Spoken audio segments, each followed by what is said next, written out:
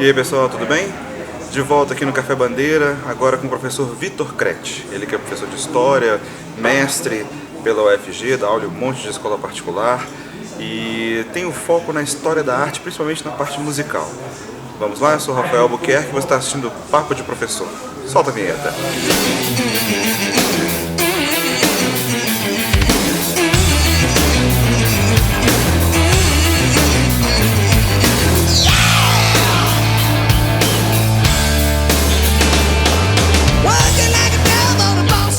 Grande professor Vitor, tudo bem? Tudo bem, Sempre quis ter você aqui no Papo Professor, finalmente você teve um tempinho pra gente, né? No final do ano fica tudo mais fácil, né? Foi difícil antes também, né? Também muito difícil, muito correria. Vamos falar um pouco sobre história da arte, cara. Uma coisa que eu tenho notado é que é um material muito difícil de encontrar sobre história da arte, né? O professor tem essa dificuldade de levar um material didático para a sala de aula, né? Assim, você tem alguns livros didáticos que são produzidos aí por algumas editoras e tal, mas em geral esses livros têm muitos problemas, alguns estão desatualizados, outros não trazem sequer exercícios e tal, então é uma dificuldade mesmo esse material, mas isso tem muito a ver inclusive com a própria formação do campo específico da história da arte no Brasil. Em poucos lugares do Brasil você tem uma formação universitária em história da arte. Aqui em Goiânia nós não temos, não temos. Aqui a gente tem uma faculdade de história e na pós-graduação a gente tem um professor, dois agora, mais recentemente, dois professores que trabalham nessa área. E mesmo assim, é muito difícil você ter uma produção no Brasil densa sobre isso. Em outras regiões, é o que a gente lê muito os textos ingleses, os textos franceses, mas no Brasil isso é mais difícil.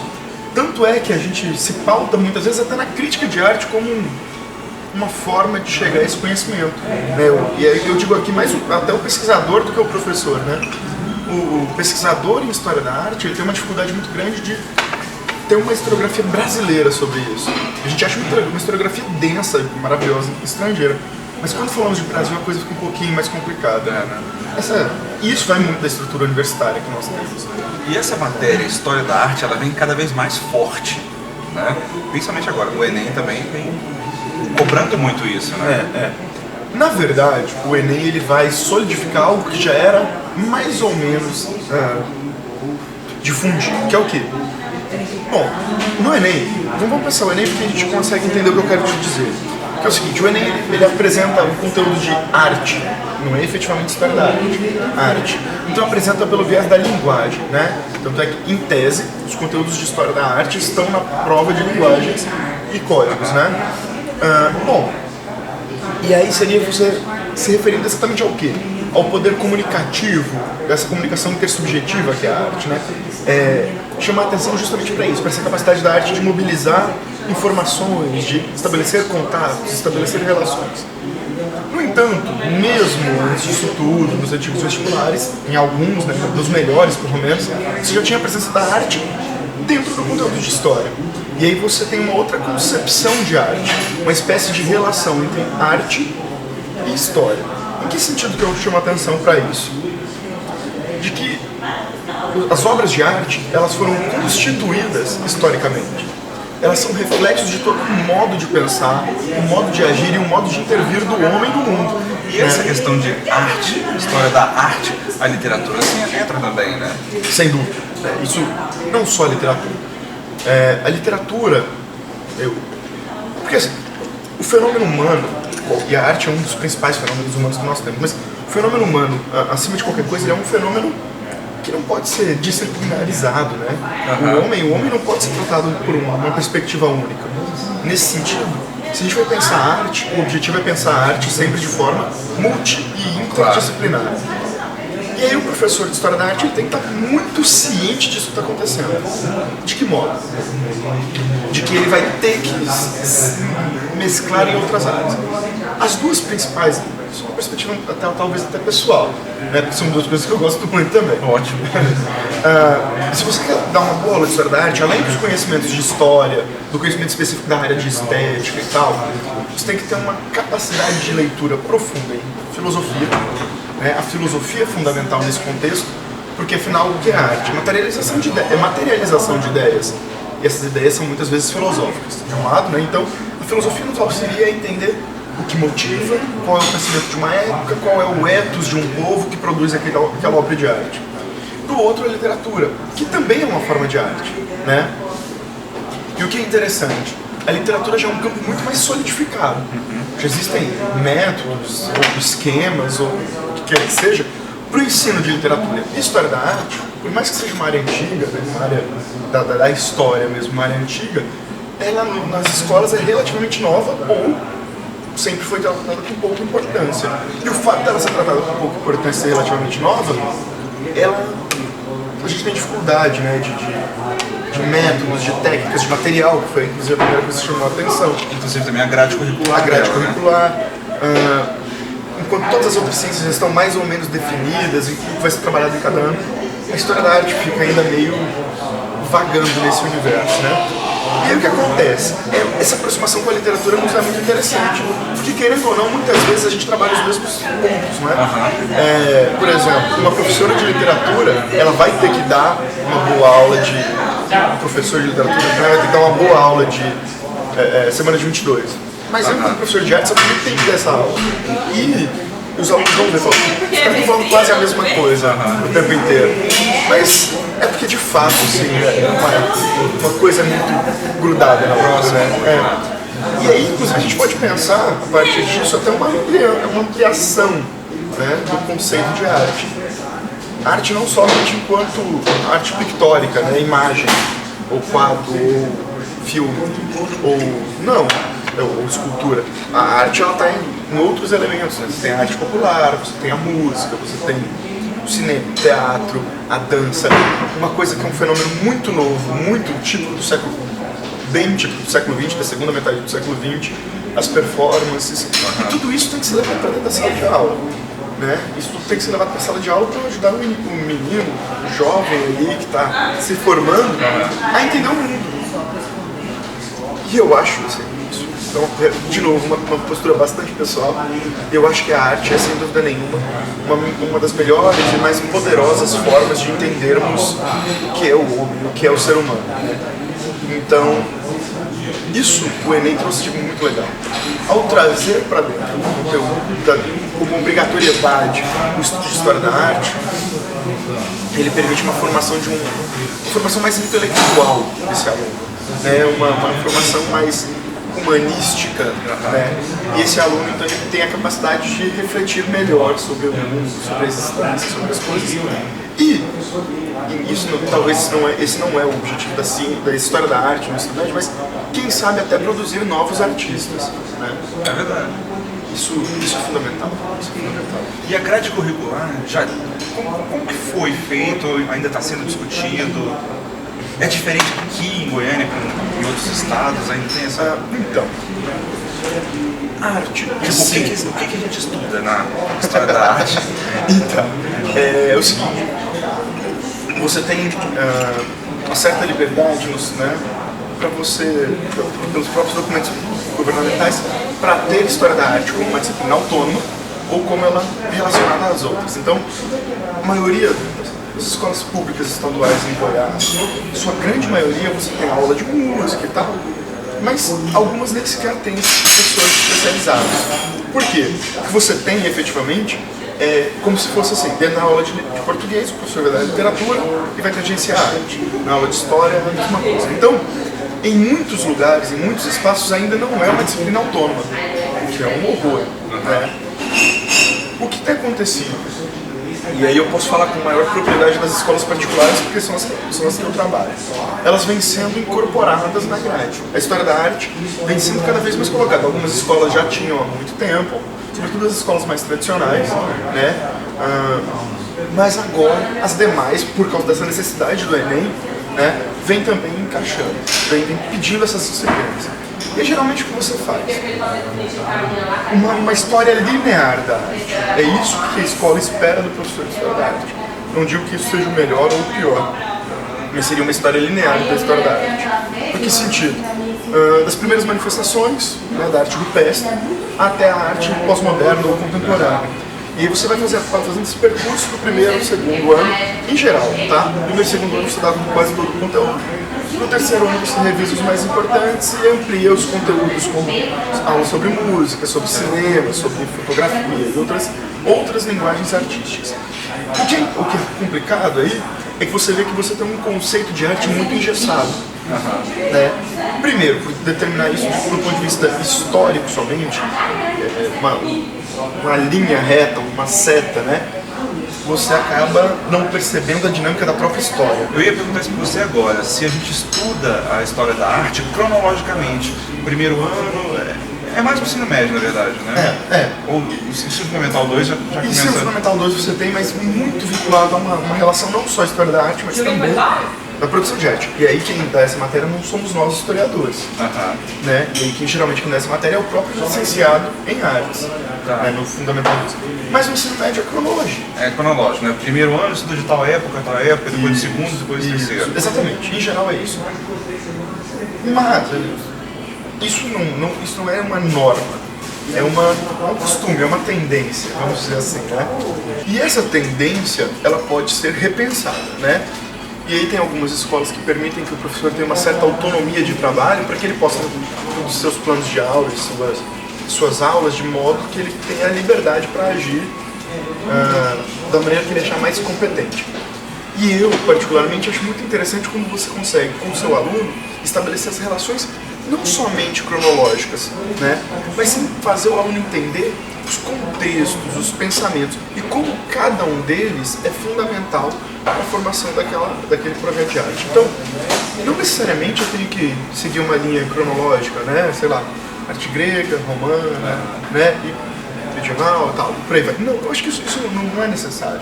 Mesmo porque entendendo o contexto, a gente acaba entendendo mais a arte, né? Igual a Semana da Arte Moderna, como é que era aqui, como é que era na Europa, né? Exatamente. E mais do que isso, o que é interessante, a arte, ela, por mais que ela tenha uma história, mas ela trata do experiencial. O homem que experiencia a vida. Então, se você ficar somente no cronológico e tentando justificar aquilo somente pelo tempo daquele homem, talvez você perca uma coisa que é fundamental para o aluno, que eu acho fundamental para o meu aluno, que é ele se aproximar emotivamente, afetivamente da arte. E aí a arte consegue não só ser afetiva, mas efetiva, ela consegue comunicar algo. Então, às vezes, você simplesmente colocar no tempo a arte, você explica a arte para aquele homem que a produziu, né? Como ela era para aquele povo que a recebeu. Mas e para você, nesse momento? Por que é importante pra gente hoje ver a Noite Estrelada do Van Gogh? Entendeu? E é isso que eu tenho que mobilizar meu aluno, sabe? Eu tenho que mobilizar ele, pra ele olhar aquele quadro e ficar arrepiado e falar, aquele quadro é muito lindo, né? Starry Night, fizeram até música pra ele, né? Tudo, né? É uma obra fundamental. Assim. Na verdade, o expressionismo e o Van Gogh, mais especificamente, o expressionismo e o Van Gogh são uma espécie de certo divisor na história da arte. Assim como em outro tempo foi o Michelangelo, o Da Vinci, o Van Gogh repensa a arte de tal modo que depois do Van Gogh nada mais é a mesma coisa. Nada mais é a mesma coisa. E a gente vê também a diferença do pincel. Né? O Da Vinci, o Michelangelo, que era bem realista, bem detalhista. O Van Gogh tem traços diferentes, usa muita cor. Muito amarelo. Muito amarelo, muito brilho, né? E isso é importante. Por que disso tudo? Né? A gente tem que parar para pensar sobre isso. Por que mudança do pincel lá? Porque o cara era um gênio e ele resolveu fazer diferente? Também. Mas não é só isso. E aí é que entra a complexidade desse campo de estudo. Eu tenho que pensar na biografia do cara. É bem provável que o Van Gogh tivesse uma doença que ele enxergava o amarelo com mais intensidade. Verdade. Né? Eu tenho que pensar no mundo em que ele vive, no período em que o Van Gogh está começando a pintar, é inventado um negócio que muda tudo, que é a máquina fotográfica.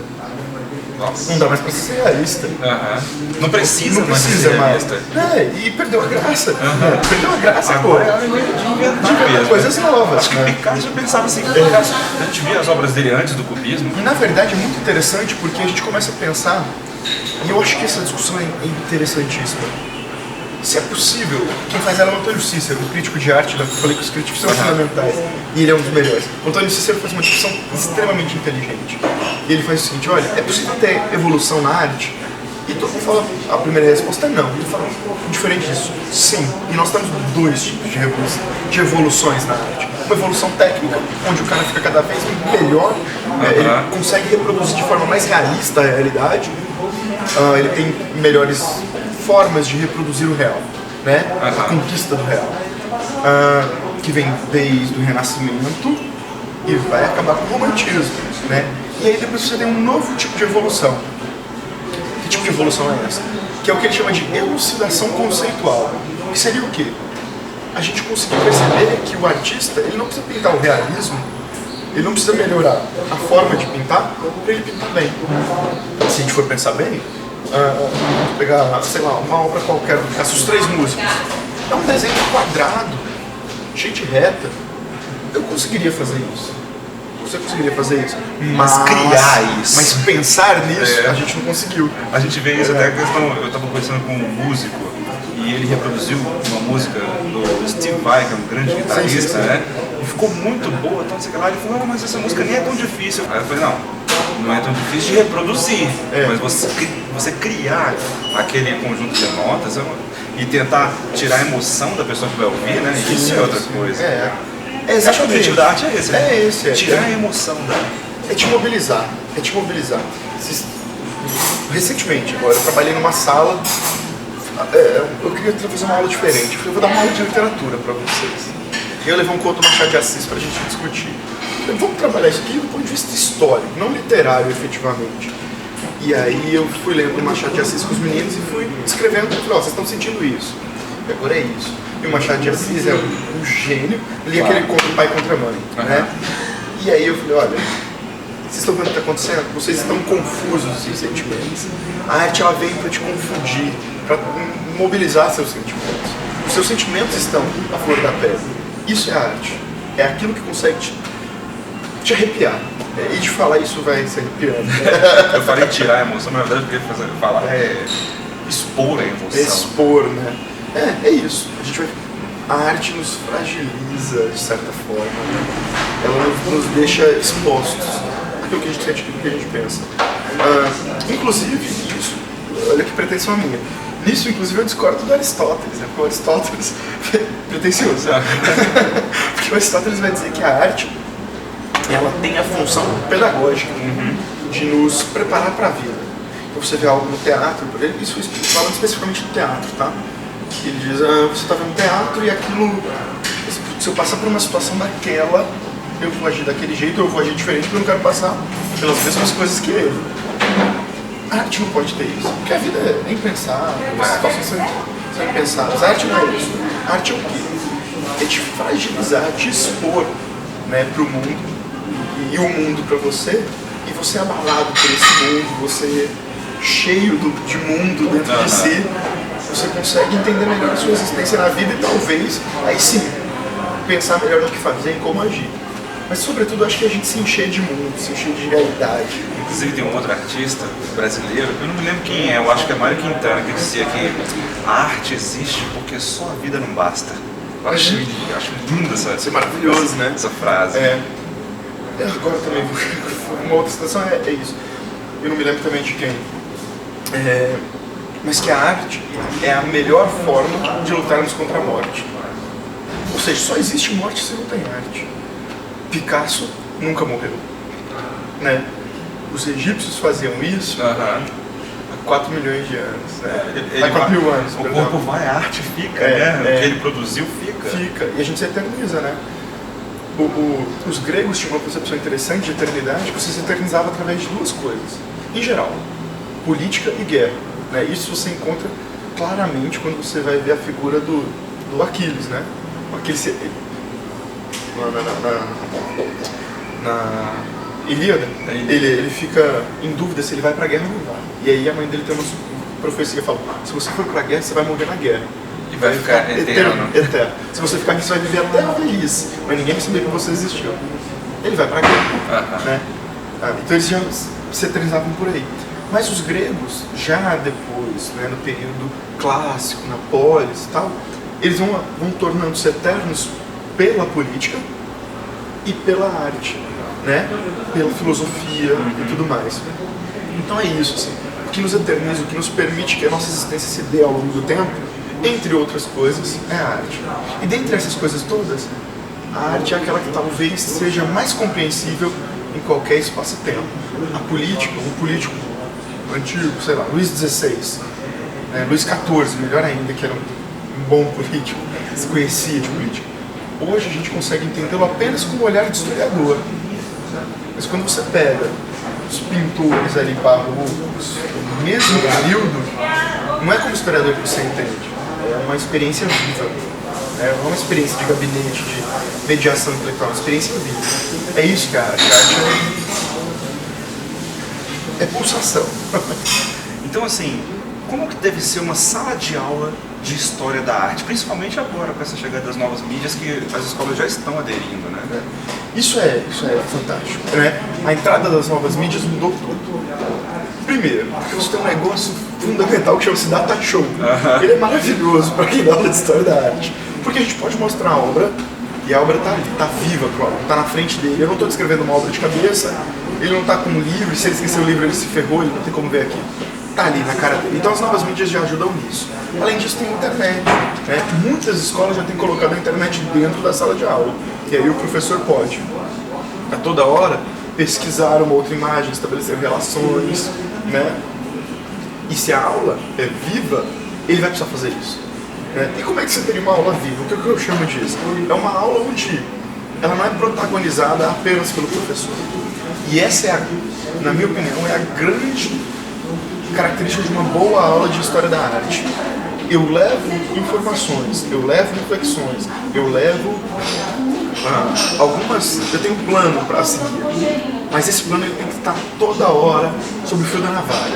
E quem é a navalha? São os alunos. Então eles têm que ser os protagonistas das aulas. Então quando eu coloco um quadro qualquer, mais do que eu querer orientar a visão do meu aluno sobre o quadro, é importante que ele tenha liberdade de um quadro, mas pode ser qualquer outra forma de arte. Que ele tenha liberdade de olhar para aquilo e entender aquilo. Assim, e se expressar perante aquilo, né? E se expressar, exatamente. Até porque não existe o certo e o errado na arte, né? Se eu olho a Mona Lisa e acho ela linda, e você olha a Mona Lisa e acha ela feia, quem está certo? Não importa quem está certo. O que importa é como aquilo nos mobiliza, né? Como aquilo nos afeta. E aí é isso que o aluno tem que fazer. Ele tem que deixar se afetar e pôr para fora e falar. Então, às vezes, a aula tem que ser levada por ele, né? Tem que ser levada por ele. E a gente tem esse papel fundamental de incentivar esse aluno. Falar, vai lá. O que você pensa? O que você acredita? O que você está sentindo? Né? E mostra o grito para ele. Isso. Toda aula sobre o grito é fantástica. O que vocês estão vendo? As respostas são sempre maravilhosas. Sempre maravilhosas. E é isso que os meninos, eu acho que podem contribuir para a aula. Né? Deixa eles falarem. Eles são... Esses meninos dessa nova geração são muito antenados, eles conseguem estabelecer relações que às vezes a gente nem percebe. E é fantástico. Como eu não vi isso antes, né? E essa questão de você falar sobre a internet, né? Eles têm acesso hoje a, por exemplo, a gente fala uma aula sobre Starry Night, mais por Noite Estrelada, mas ele pode buscar outras obras do Van Gogh. Sim. Né? E assim, ele tem não é só bancos de imagens. livro. Você não precisa nem estar no Google, efetivamente. Você tem bancos de imagens sérios. Você tem um projeto da Unicamp chamado Plataforma Warburg. Né? E na plataforma Warburg, você tem um banco de imagens com quando foi feita a imagem, quem fez, tem um breve histórico do artista, em alguns casos tem até a interpretação da obra, uma interpretação mais clássica. E aí se você disponibiliza isso para os meninos, a maioria deles se interessa. A arte toca mesmo, isso aí é fato. Se eu der uma aula sobre música e eu falo do meu gosto musical, que muitas vezes não tem nada a ver com deles, eles vão adorar e vão conhecer e vão buscar saber quem é aqueles caras estranhos que eu tô falando. Se eu der uma aula sobre grafite, eles vão querer fazer grafite e eles vão produzir de forma limpa, não é? E é isso. A arte ela vai conseguir estabelecer esses contatos. E a internet facilita isso muito. Mas eu sei que essa advertência todo mundo faz a todo instante, mas nunca é demais. Tem que tomar muito cuidado. Eles têm que ser muito bem orientados para trabalhar, né, na internet, porque além de informações erradas, o que você facilmente resolve numa sala de aula, eles acabam esquecendo que existem outros meios de conhecimento, que não a videoaula apenas, que não o site, essa literatura por hiperlinks, né, que você vai tirando dúvidas, vai clicando e tal. Às vezes é bom ter uma leitura de um outro objeto, de um material, que seria o livro. É bom frequentar um museu, é bom, sabe, essa experiência pessoal com a arte, e não só mediada por esse universo da internet. Então, nós temos que instigar os nossos alunos a isso também. Essa é a função fundamental. Inclusive, eu acho que a coisa mais maravilhosa que eu poderia ver era um dia dar uma aula dentro de um museu, né? Eu costumo com meus alunos e levar. Aqui em Goiânia, na verdade, é bastante difícil porque não tem muitas dessas coisas. Mas você levar pra dentro do museu e falar: vamos lá, vamos ver isso aqui. Por que isso está aqui? E por que do lado dele está essa? Qual é o elemento em comum, né? Isso ajuda a entender muita coisa, né? E eu posso te dar toda a clareza, assim, com toda a clareza, com a pouca experiência, né, de alguns anos de profissão, de que esses alunos eles se sentem completamente diferentes ao estar em contato, ao estar vendo aquilo ali ao vivo. É muito legal, é uma experiência muito legal, que vale a pena a gente tentar, né? Muito obrigado, tá? Pela presença e por aceitar esse convite, né? Então, muito obrigado, Rafael, pelo convite. Foi um prazer imenso estar aqui com vocês. E vamos lá, vamos continuar produzindo material, porque é isso que a gente precisa. Discutir mais a educação, para que ela seja mais efetiva, para que a gente possa ter melhores alunos, para que possamos ser melhores professores também, né? E que isso é a função que a gente escolheu exercer. Certo? Obrigado.